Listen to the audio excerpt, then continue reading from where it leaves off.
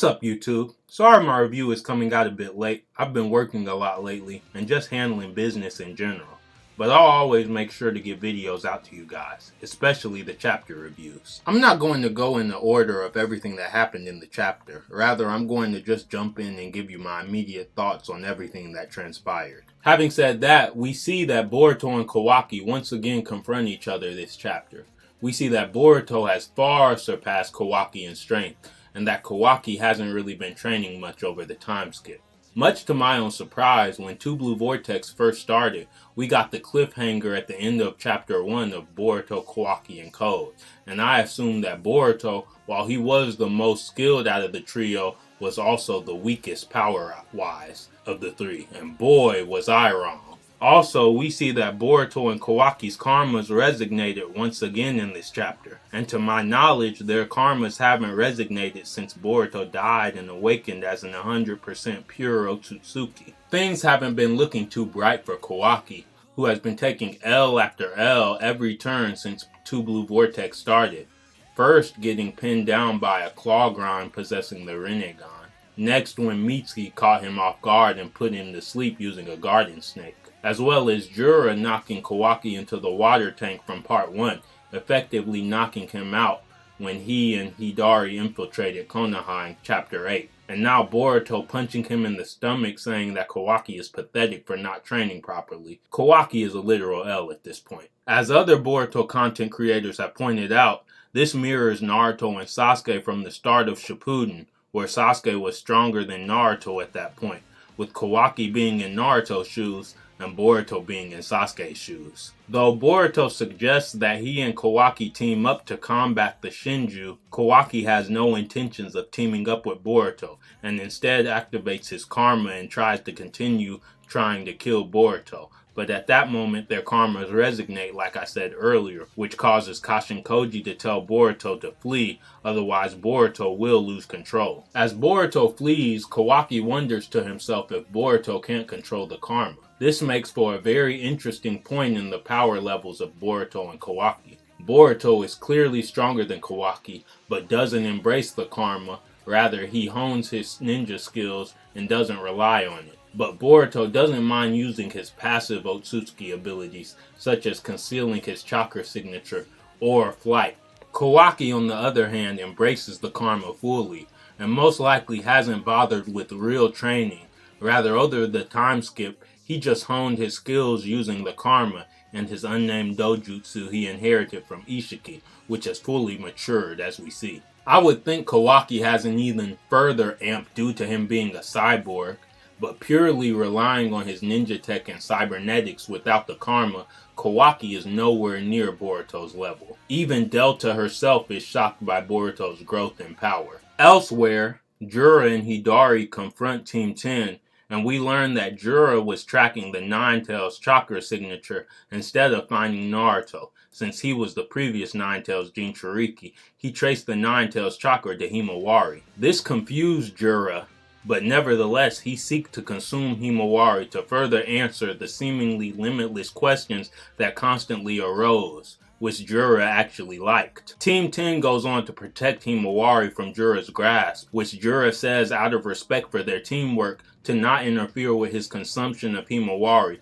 or that he'll be forced to attack Team 10. Shikadai then pins Jura down with his shadow possession, and Jura begins his offensive strike with a tail beast bomb conjured up from his Rinnegan, to which Chocho pushes the pinned down Jura away to change the trajectory of the tail beast bomb away from Shikadai. This is the first time we've seen a tail beast bomb made from a Rinnegan, as the previous 10 tails in Shippuden fired the tail beast bombs from its mouth, and the only other difference from it not coming from the mouth was when Naruto was trying to use the tail beast bomb before he and Kurama became friends, and Naruto learned the Rasengan, which was derived actually from the tail beast bomb, manifested it into a mini tail beast bomb in his palms, trying to get the correct ratio right from which Killer Bee was trying to teach Naruto. Inojin then draws an art bird, and Team 10 escapes with Himawari,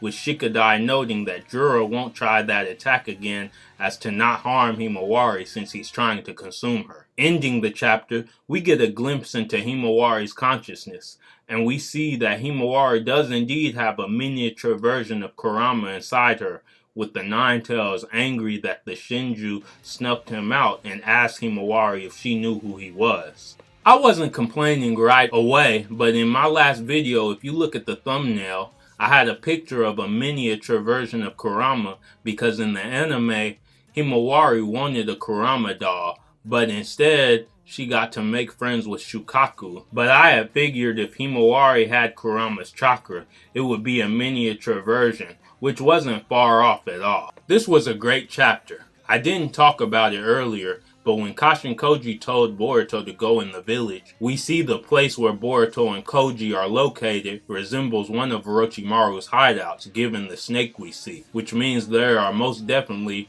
probably in contact with Orochimaru. I'm patiently waiting for Orochimaru's appearance in Two Blue Vortex, as he'll be very helpful in taking down the Shinju and uncovering the mysteries surrounding the Otsutsuki clan.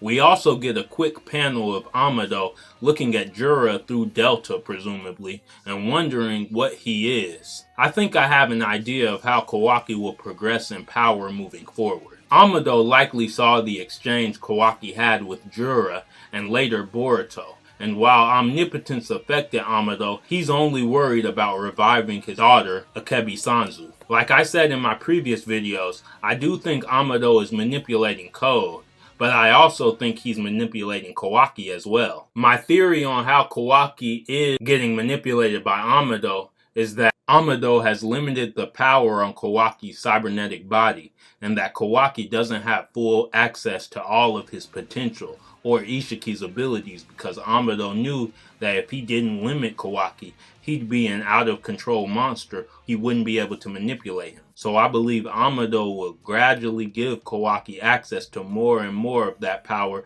by tinkering with Kawaki's cybernetic body and opening the power of his karma more and more to give Kawaki an edge on Jura and later Naruto. Or Boruto, rather. I said Naruto because I do believe later on, when Naruto does get unsealed, we will get a Kawaki and Naruto showdown. Just because Naruto won't agree with the methods Kawaki has used going forward. And Naruto will believe that since he brought Kawaki into the village, it will be his responsibility to stop Kawaki, even though he won't have the power to do so.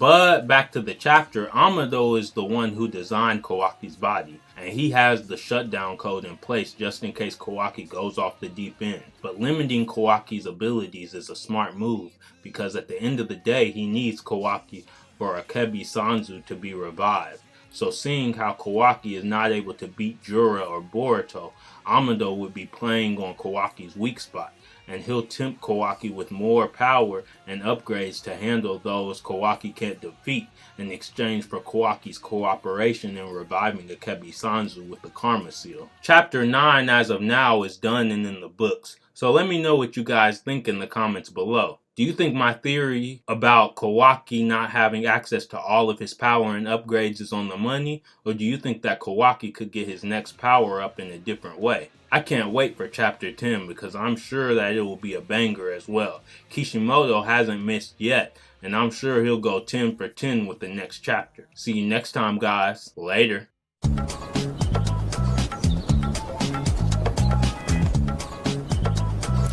俺は忍びだ。